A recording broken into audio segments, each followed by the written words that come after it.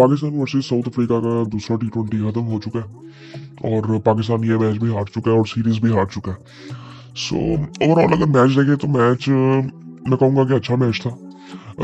पाकिस्तान ने भी पहले मैच से तो बहुत बेहतर खेला है। थे बैटिंग जिस तरह से करनी चाहिए थी उसी तरह से की है। और लेकिन बॉलिंग में आई थिंक बॉलिंग फील्डिंग कप्तानी दूसरी इनिंग में आई थिंक उसमें काफ़ी चीज़ें ऐसी थी कि जो कि बेहतर की जा सकती थी। पहले मैं आपको स्कोर कार्ड बताता हूँ, फिर उसके बाद बात करते हैं। पाकिस्तान ने टॉस जीता और पहले बैटिंग की और इसमें भी बड़े आई थिंक काफ़ी लोग बातें कर रहे थे कि पाकिस्तान को यहाँ पे टॉस जीत कर फील्डिंग करनी चाहिए थी, क्योंकि यहाँ पे जो टारगेट है वो चेज हो जाता है। ये ग्राउंड ऐसा था और ग्राउंड यार बड़ा ही अजीब था। मतलब बाउंड्रीज की अगर बात की जाए, कोई नॉर्मली थी बाउंड्रीज जितनी होती हैं जनरली टी20 क्रिकेट में। लेकिन बॉल ट्रेवल ऐसे कर रहा था कि बैट को बॉल लगता था। पिच आई थिंक इतना जबरदस्त विकेट था कि वो बैट को बॉल लगता था ना तो वो इतने जबरदस्त तरीके से टाइम होके जाता था। ये पाकिस्तान की बैटिंग में भी आपको नजर आया होगा, ये साउथ अफ्रीका की बैटिंग में भी आपको नजर आया होगा। सो इवन पहले पहले मैच में भी वहां पे भी आई थिंक साउथ अफ्रीका में मैंने जनरली जो चीज नोटिस की है ना, वो एक चीज ये की है कि मतलब इवन ऑस्ट्रेलिया की अगर बात की जाए ना, तो ऑस्ट्रेलिया में भी अगर आपकी बॉलिंग बहुत अच्छी है ना तो वो आप जीत जाते हो। लेकिन यहाँ पे अगर टी20 क्रिकेट की बात की जाए, टी20 क्रिकेट में आप यहाँ पे देखोगे बिल्कुल भी बॉलर्स के लिए तो टी20 मैचेस में कुछ था ही नहीं ना। पहले मैच में था, पहले मैच में हम ये कह सकते हैं कि थोड़ा सा पाकिस्तान का पहला मैच था तो इस वजह से था। दूसरे मैच में ऐसे लग रहा था कि जिस तरह पाकिस्तानी जो बॉलिंग है वो इनएक्सपीरियंस है। हालांकि 2021 में आके हमने यहाँ पे सीरीज जीती थी, टी20 भी और वनडे भी।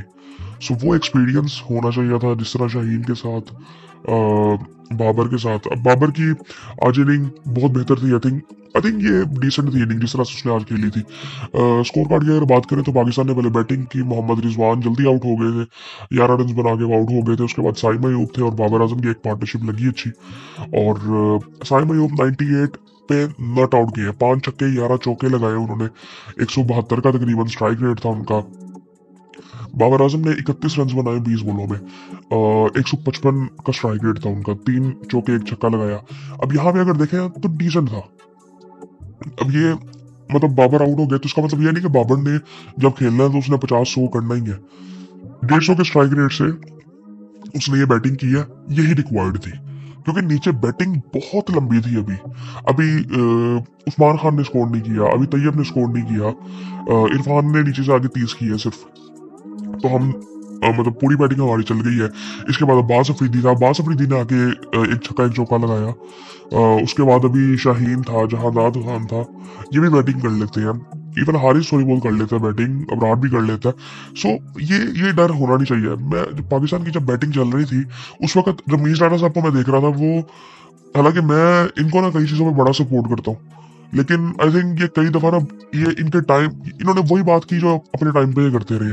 मतलब जब ये तैयब और उस्मान बैटिंग कर रहे थे या इरफान बैटिंग कर रहे थे तो ये बार बार बात कर रहे थे कि ये इनएक्सपीरियंस है और इन पे इतना डिपेंड किया नहीं जा सकता। ये उस वक्त भी ये बातें होती थी। सो अगर इनको खिलाएंगे नहीं तो इनको एक्सपीरियंस मिलेगा कैसे, और वो ट्रस्ट करेंगे नहीं तो फिर ये परफॉर्म किस तरह से करेंगे। वो प्रेशर जब तक इन पर पड़ेगा नहीं तो परफॉर्म किस तरह से करेंगे। उस वक्त भी हम ये करते थे कि ऊपर से बाबर रिजवान स्कोर करते थे, नीचे से इन पे प्रेशर आता नहीं था। सो जब बाबर रिजवान आउट होते थे तो ये नीचे से परफॉर्म नहीं करते थे। उस वक्त भी यही हो रहा था। ये आने दें इनकी बैटिंग, उन्होंने ऊपर से ठेका नहीं लिया हुआ कि हर मैच में उन्होंने स्कोर करना है। ये पूरी टीम का एक काम है। 11 प्लेयर टीम में खेल रहे हैं, इन सबकी ड्यूटी है कि पाकिस्तान के लिए बेहतर परफॉर्म करना है। सो ये माइंडसेट होना ही नहीं चाहिए ये एंकर वाला कि जी एक बंदा लेके चलेगा बाकी मारेंगे ये करेंगे। सबकी अपनी जगह पे जिम्मेदारी है और सबने अपना बेहतर परफॉर्म करके पाकिस्तान के लिए मैच जीतना है। खैर बाबर ने 31 रन बनाए 20 बॉलों में, डिसेंट था, कोई बात नहीं। और वो कोई स्क्रैची नहीं लग रहा था, बड़ी अच्छी उसने बैटिंग की। साइम अयूब ने इतना मजा आया उसकी बैटिंग देख के, इतना मजा आया, इतनी जबरदस्त उसने शॉटें मारी। अब उसकी बैटिंग से आप अंदाजा लगे वो उस यार इतनी जबरदस्त विकेट थी ना, इतनी जबरदस्त विकेट थी। वो तो अनफॉर्चुनेटली आई थिंक वो कर नहीं सका, लेकिन आई थिंक एंड में थोड़ा सा वो नर्वस 90s वाला भी एक माहौल हो गया था, जो कि नहीं होना चाहिए। ये जो माइलस्टोन्स है ना, ये आजकल इनके पीछे नहीं भागना चाहिए, स्पेशली T20 क्रिकेट में। आप अपना खेलने जाओ। वो उसने उस वक्त भी 2-3 बॉलें मिस की, मे बी आई थिंक कर लेना चाहिए था, लेकिन नहीं भी किया तो कोई बात नहीं यार, ये इसमें ऐसी कोई बात नहीं है। ये नट आउट गया तो कोई ऐसा मसला नहीं है, नट आउट गया ये उससे बड़ी चीज है मेरे ख्याल से तो। सो उसके बाद मुझे तैयब का फिर दोबारा हुआ कि तैयब बड़ा अनफॉर्चुनेट आउट हुआ आज। सॉफ्ट डिस्मिसल था, और उसको आई थिंक खेलनी चाहिए थी लंबी इनिंग, जिस तरह आज इरफान खान को मौका मिला।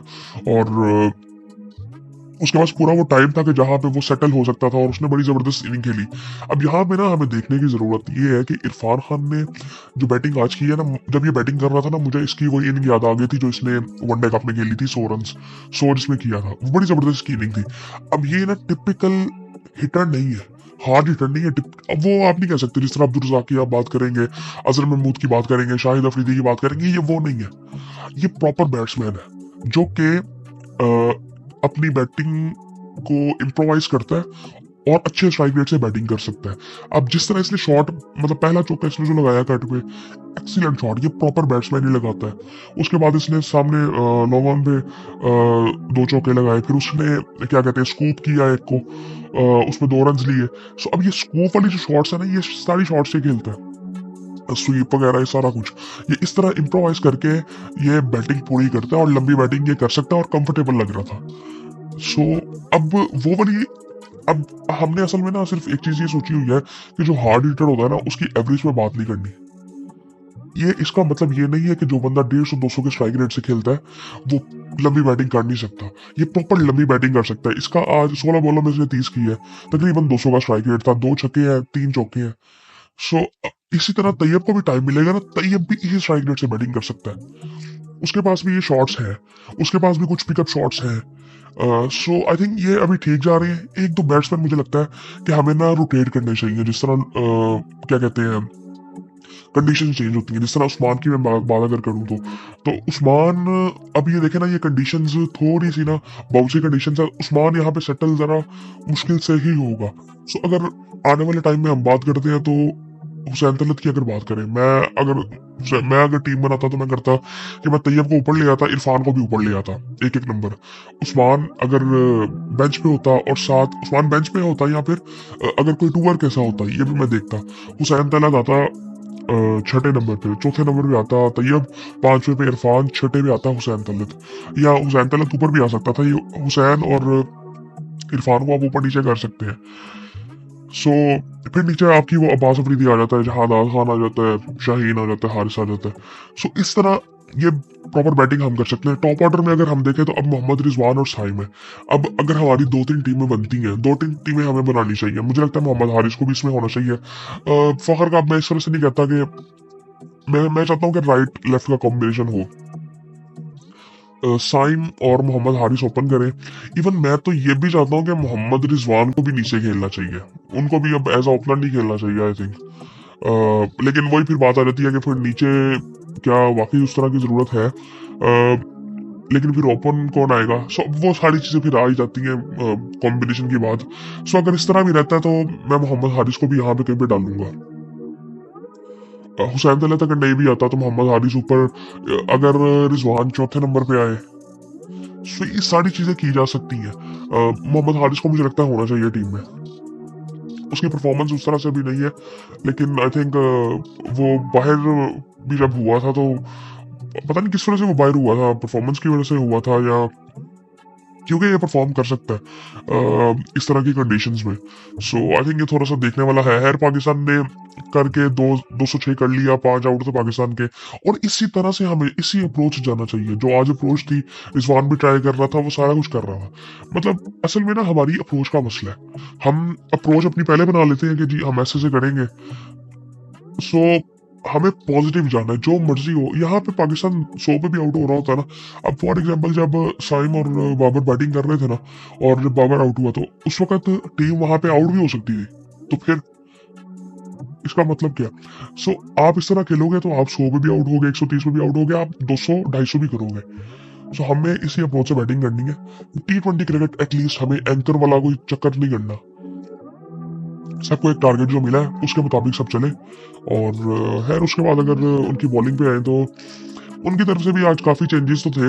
उनका बैटिंग ऑर्डर भी बड़ा डिफरेंट था।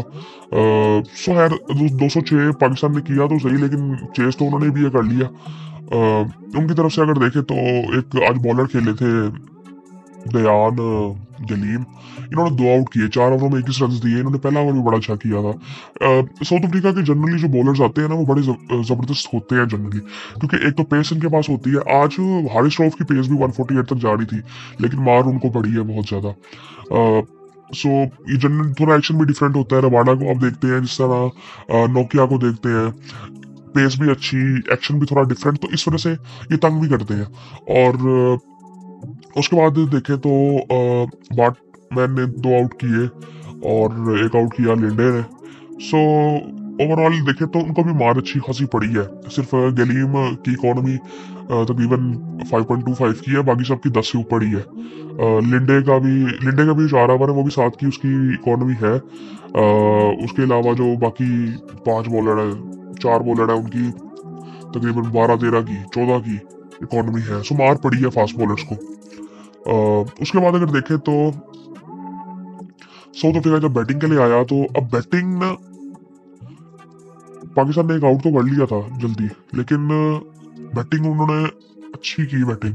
अब हेंड्रिक्स की अगर बात करें ना, स्पेशली इनके जितने भी बैट्समैन, अब ये हेंड्रिक्स और वेनेडूसन ने जो इनिंग खेली है ना, अब ये वाली शॉट्स ये इनको मैंने कहीं बाहर खेलते हुए नहीं देखा। इवन इंडिया में आप अगर बात करें, पाकिस्तान सुपर लीग में देखें आप, ये कहीं और मैंने हेंड्रिक्स को कभी इस तरह की बैटिंग करते हुए देखा ही नहीं है।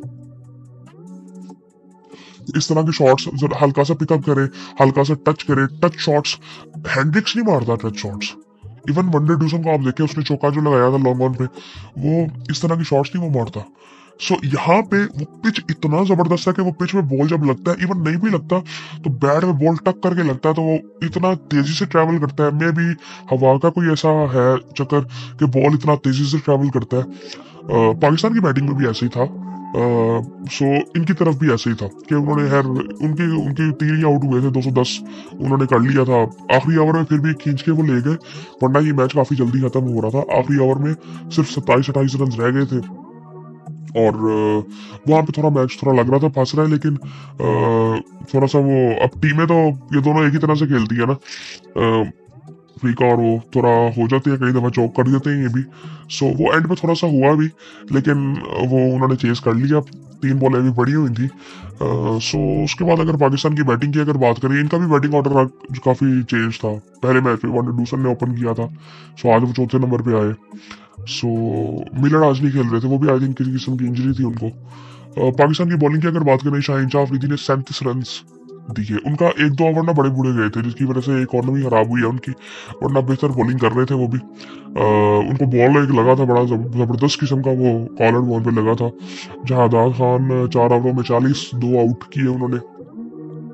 जहादाद खान अब उसको मार तो 1-2 ओवर में पड़ी है, लेकिन इसने शुरू में बॉलिंग बड़ी जबरदस्त की थी। इसने पहले 2 आउट इसने किए थे।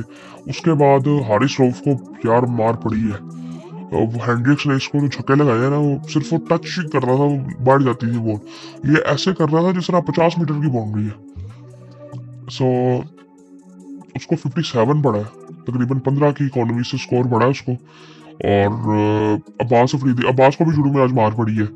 अब्बास ने एंड वाले 2 ओवर फिर भी बेहतर किए हैं, लेकिन उससे पहले 2 ओवरों में उसको मार पड़ी है। पहले स्पेशली ओवर में इसको मार पड़ी है, 1 आउट भी किया इसने। सो अबरार ने 4 ओवरों में 29 रन। अब यहाँ पे ना हमसे गलती एक ही हुई, एक तो हम आज स्लो बॉल्स बहुत ज्यादा कर रहे थे, और दूसरा हारिस से बड़ी है, उसने फुल टॉस इतनी ज्यादा की है। और हमें ना बीच में ना साइम को ट्राई कर लेना चाहिए था, तकरीबन 7 से 15वें ओवर के बीच में उसे 1-2 ओवर करवा लेनी चाहिए थे, ताकि ना हमारे पास जरा ऑप्शन होता है 1-2 बॉलर्स का, और वहां पे हमें विकेट मिल भी सकती थी, क्योंकि उसने पिक नहीं होना था। अबरार ने फिर भी बॉलिंग बेहतर की है, 4 ओवर में 29। सो उसको ट्राई करना चाहिए था वहां पे, हमारे पास कोई और ऑप्शन नहीं था। मैं उस वक्त जब अबरार ने बॉलिंग की ना, अबरार भी काफी लेट आया, लेकिन जब उसने बॉलिंग की, इवन हमने, मुझे समझ नहीं आया कि 5वां ओवर हमने उसे करवाया क्यों, हारिस रऊफ से। अब्बास से आपने क्यों नहीं करवाया? हाँ, ये हमें समझ लेनी चाहिए कि हारिस रऊफ पावर प्ले में बॉलिंग नहीं कर सकता। उससे नहीं करवानी चाहिए। वो ओवर बहुत ही गंदा गया था, उसमें मार पड़ी थी, उसको सारी इकोनॉमी खराब हो गई थी, वरना बड़ा अच्छा शुरू में जा रहा था जब 1-2 आउट हुए थे उनके। सो उसके बाद फिर अब्बास को भी फिर मार पड़ी। अब्बास भी पावर प्ले के बाद आया तो उसको मार पड़ी। अब्बास ने आई थिंक छठा ओवर किया था और उसमें उसको मार पड़ी थी। फिर उसके बाद हारिस ने किया, नहीं उसके बाद एक और ओवर किया था, मे भी हारिस ने ही किया था आई थिंक। फिर अबरार आया था, तो वहां पे हमें साइम से भी 1-2 ओवर करवा लेनी चाहिए थे, ताकि एक तो हमारे पास एंड पे ऑप्शन हो जाता और दूसरा वहां पे हमें चांस मिल सकता था विकेट लेने का। सो आई थिंक वो हमने मिस किया वहां पे। ये कप्तानी के थोड़े से, मुझे रिजवान से वैसे ये था नहीं कि रिजवान ऐसा करेगा, नहीं मुझे था कि रिजवान चांस लेगा, लेकिन उसने नहीं किया। मे बी आई थिंक मुझे ना थोड़ा सा लगता है, मुझे ना थोड़ी सी स्क्रिप्टेड कप्तानी लग रही है ये पिछले 2 मैचों में। मुझे ना ये रिजवान इस तरह से कप्तानी करता नहीं होता वैसे। पिछले मैच में मुझे बहुत ज्यादा लगा कि जिस तरह ना रिजवान नहीं, इस तरह से मैंने उसको देखा नहीं है।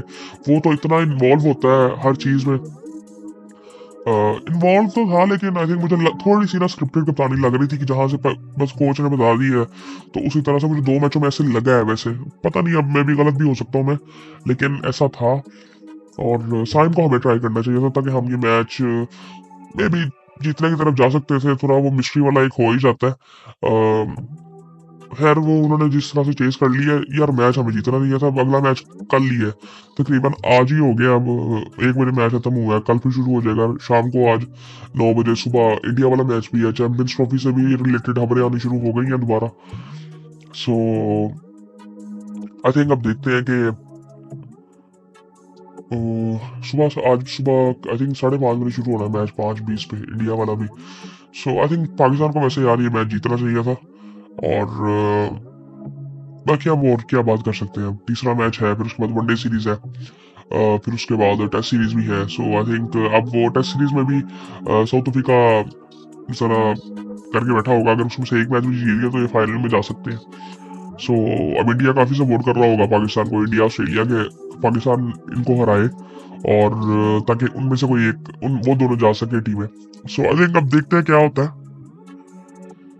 खैर पाकिस्तान ही आ रही है, इसको मैच को जीतना चाहिए था आज। और अच्छा, अब बैटिंग तो अब ये ना यहाँ पे ये कुछ क्या इतना कह नहीं सकते कि बहुत गंदी क्रिकेट खेली है, ये किया वो किया। यहाँ पे इतनी ज्यादा बात कर ही नहीं सकते। T20 क्रिकेट जनरली बैटर्स की गेम हो गई है, वो बॉलिंग के लिए कुछ है ही नहीं। और स्पेशली ऐसे ग्राउंड में ना जहाँ पे आप कुछ कह ही नहीं सकते कि अब यहाँ पे क्या बात करेंगे कि इसने क्या नहीं किया। हारिस पे थोड़ी बात कर सकते हैं कि उसने फोल्डा से की और वो उसमें पड़ा। अब्बास ने आज थोड़ी गंदी बॉलिंग की उसने, वरना जनरली वो अच्छी बॉलिंग करता है। आखिरी 2 ओवर अच्छे किए, पहले 2 ओवर जरा बुरे थे उसके। और उसके अलावा जरा हमें कुछ कप्तानी, मैं वही कप्तानी की बात कर रहा हूँ कि मुझे रिजवान की कप्तानी ना इस तरह से लग नहीं रही थी। मे बी मैं गलत हो सकता हूँ, लेकिन मुझे ना स्क्रिप्टेड कप्तानी लग रही थी ये पिछले 2 मैचों में। बाकी आई थिंक कल का मैच अभी पड़ा हुआ है, देखते हैं फिर क्या होता है। और बाकी फिर आपसे बाद में बात होती है।